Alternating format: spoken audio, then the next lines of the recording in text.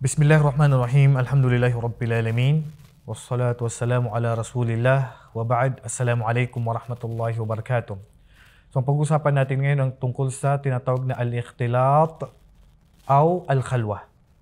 Al-ikhtilat, ito po yung free mixing. Maghahalo po yung mga lalaki at ang mga kababaihan na hindi naman po nila maharim. Hindi naman yung mga lalaki na bawal sa kanila na sila ipakasalan, katulad ng kanilang mga kapatid na lalaki, kanilang anak na lalaki, kanilang pamangkin sa kanilang kapatid na lalaki o kapatid sa mga kapatid nila o sa tito o kaya ay kapatid ng tatay nila, kapatid na lalaki ng nanay nila o asawa nila o magulang nila. So, bawal po na ang kababaihan ay makihalo-bilo o maghahalo sila sa mga kalalakihan. Subhanallah. Lalo may mga nakikita tayo sa mga university, sa mga school, sa English, na kung saan dito yung lalaki, dito naman yung babae, dito yung lalaki, dito naman yung babae, yun po ay mahigpit pong ipinagbabawal sa Islam. Doon nga sa lugar na kung saan pupunta ka doon para sumamba sa Allah subhanahu wa ta'ala, ay pinaghiwalay pa rin po yung linya po ng lalaki at babae.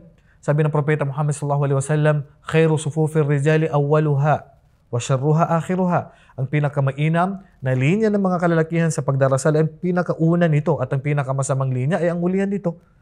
Wa khairu sufufin nisa'i akhiruha wa syarruha awwaluha. At ang pinakamainam na linya ng mga babae sa likod at ang pinakamasamang linya nila ay sa unahan niya.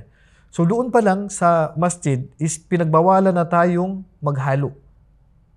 So dapat kapag sa pag-aaral, kung mahirap po na halimbawa maiwasan ng free mixing, so pwede naman yung mga babae ilagay sila sa likuran o kaya ay po sa ibang kwarto tapos bibigyan sila ng projector o kaya ay screen o kaya ay sa online sila a-attend.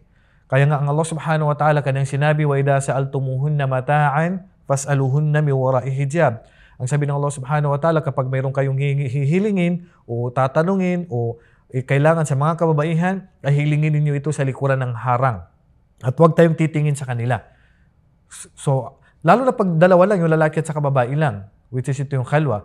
Sabi ng Propeta sallallahu alaihi wasallam, la yakhluwanna rajulun bimra'atin. La yakhluwanna rajulun bimra'atin illa wa ma'ahadu mahram. Hindi pwedeng ang lalaki at babae maiwan sila na dalawa lang, maliban may pangatlo sila na mahram ng babae. Ang ibig sabihin ng mahram, yung lalaki po, nakatulad yung tatay niya, yung anak niyang lalaki, yung kapatid niya lalaki, yan po yung mahram. Yung mga lalaki hindi siya pwedeng pakasalan o kaya yung asawa niya, o magulang niya, yung tatay niya. Kailangan may kasama silang pangatlo. Hindi pwedeng dalawa lang sila kasi ang pangatlo nila ay ang syaitan. Lalo na pag nag-uusap sa social media, sa Facebook, o saan mang platform ng social media na dalawa lang po sila ang pangatlo nila sa kanilang pag-uusap na kung saan napupukaw ang syahwa, ang pagnanasa ay mahigpit pong ipinagbabawal ng Islam dahil ang pangatlo nila ay ang syaitan. Kaya dapat meron kayong kasama na mahram. Kaya mahigpit ipinagbabawal sa Islam ang free mixing, maghalo ang lalaki at mga babae. Lalo na po sa mga symposium.